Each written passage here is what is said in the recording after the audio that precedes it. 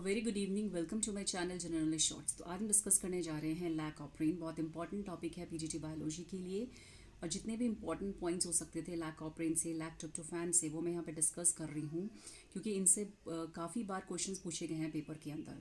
और जितने भी इंपॉर्टेंट टॉपिक्स होते हैं वो मैं डिस्कस करती रहती हूँ अपने वीडियोज़ में, डिटेल्स में और शॉर्ट्स में, और अपने पोस्ट में मैं डेली वन लीनियर जितने भी इंपॉर्टेंट हाईलाइटेड टॉपिक्स हैं जो लास्ट ईयर में पूछे गए हैं पेपर के अंदर, वो मैं शेयर कर रही हूँ। Please go through it.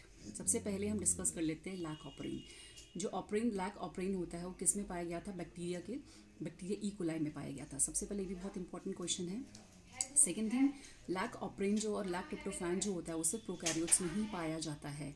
Operon basically क्या होता है? एक स्ट्रक्चरल, एक we can say that the gene expression के लिए एक यूनिट होती है ऑपरेन। तो ऑपरेन क्या एक यूनिट है, जीन एक्सप्रेशन की एक यूनिट है ऑपरेन। और ये किस में पाई गई थी? बैक्टीरियल ई कोलाई में। लैक ऑपरेन और लैक ट्रिप्टोफैन किस में पाया जाता है? सिर्फ प्रोकैरियोट्स में पाया जाता है। दूसरी बात, दूसरा इंपॉर्टेंट पॉइंट क्या है इसमें कि इसमें ट्रांसक्रिप्शन और ट्रांसलेशन दोनों साइमल्टेनियसली टेक प्लेस होते हैं, एक साथ चलते हैं। मतलब जैसे एक स्टार्ट होता है तो दूसरा ही साइमल्टेनियसली अपने आप स्टार्ट हो जाता है। थर्ड बहुत इंपॉर्टेंट पॉइंट जो इससे बनता है वो है टेक प्लेस इन साइटोसोल। ये साइटोसोल में होता है क्योंकि इसका वेल डेवलप्ड न्यूक्लियस नहीं होता है। दूसरी बात, जो लैक ऑपरेन और लैक ट्रिप्टोफैन है उसमें कंपोनेंट्स होते हैं, इसके structure they have a different components. सबसे पहले आता है इसमें रेगुलेटरी जीन। ये बहुत इंपॉर्टेंट है इसका डायग्राम।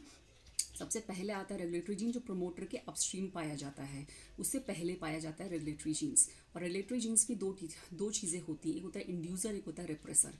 इंड्यूसर किसी भी जीन को एक्टिवेट करेगा और रिप्रेसर किसी भी जीन को डीएक्टिवेट करेगा। दूसरी बात, प्रमोटर रीजन जो होता है वो क्या करता है? जिससे आरएनए पॉलीमरेज बाइंड करता है, वो होता है प्रमोटर। और ऑपरेटर होता है जिसे रिप्रेसर जीन जो होता है बाइंड करता है, वो होता है ऑपरेटर। थर्ड में आता है हमारे थ्री जीन्स। ये मैं लैक ऑपरेन की बात कर रही हूँ, लैक ट्रिप्टोफैन की बात नहीं कर रही हूँ, मैं लैक ऑपरेन की बात कर रही हूँ। तो इसमें लैक जेड, लैक वाई और लैक ए, ये तीन स्ट्रक्चरल जीन्स, इनको बोलते हैं स्ट्रक्चरल जीन्स। तो यही जीन क्या होता है? ट्रांसक्रिप्शन में रोल प्ले करते हैं और ये एंजाइम का सिक्रीशन करते हैं जो क्या करता है आगे जाके लैक्टोज को ग्लूकोज प्लस गैलेक्टोज में तोड़ता है। तो diagram is very very important. और ये किसने दिया था? इसको दिया था जैकब एंड मोनार्ड ने 1961 में। It was given by Jacob and Monod in 1961। अब इसमें से ये तो इसका डायग्राम हो गया लैक ऑपरेन का, ये लैक ऑपरेन का है, लैक ट्रिप्टोफैन का नहीं है। इसमें जो सबसे इंपॉर्टेंट चीज़ है जीन्स का, कौन कौन सी एंजाइम का सिक्रीशन करते हैं और क्या मदद करते हैं, function is very very important. तो जीन जेड क्या सिक्रीट करता है? बेटा गैलेक्टोसाइडेज एंजाइम का सिक्रीशन करता है। और जीन वाई क्या करता है? परमेज एंजाइम का सिक्रीशन करता है। और gene a trans acetylase enzyme का सिक्रीशन करता है। Very very important. Now beta galactosidase क्या करता है? ये वेरी वेरी इंपॉर्टेंट। मैंने जितने भी इंपॉर्टेंट पॉइंट्स है कोशिश की है कि सब एक वीडियो में लेके आऊँ। तो लैक्टोज को ग्लूकोज प्लस गैलेक्टोज में तोड़ता है, जिसके बीच में 1,4 बेटा ग्लाइकोसिडिक बॉन्ड होता है। Very very important. Beta galactosidase change lactose into glucose and galactose में तोड़ता है। ये ग्लूकोज को गैलेक्टोज में तोड़ता है कौन? लैक्टोज। दूसरी बात, परमेज का क्या काम होता है? ये चैनल को क्रिएट करता है, entry of the lactose into the cell.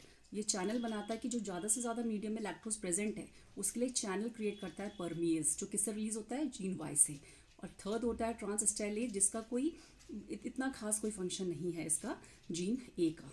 Now अब दो कंडीशन इससे पूछी जाती है कि अगर लैक्टोज हमारा एब्सेंट है मीडियम के अंदर तो क्या होगा।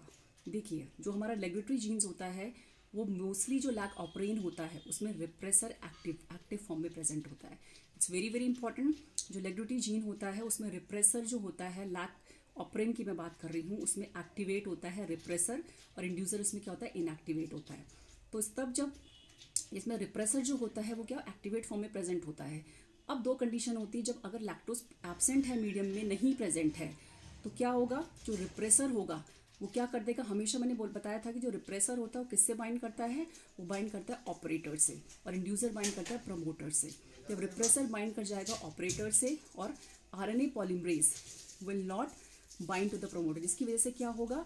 जो आरएनए पॉलीमरेज होगा वो प्रमोटर से बाइंड नहीं हो पाएगा, जिसके कारण क्या होगा? जो जीन होगा will not be activated. Very very important. जब लैक्टोज एब्सेंट होगा मीडियम में तो repressor will bind to the operator and RNA polymerase bind नहीं हो पाएगा प्रमोटर से, जिसके कारण जितने भी जीन्स प्रेजेंट हैं, लैक जेड है, लैक वाई है, लैक ए है, ये स्ट्रक्चर जो जीन्स पाए जाते हैं हमारे वो एक्टिवेट नहीं होंगे, जिसकी वजह से क्या होगा?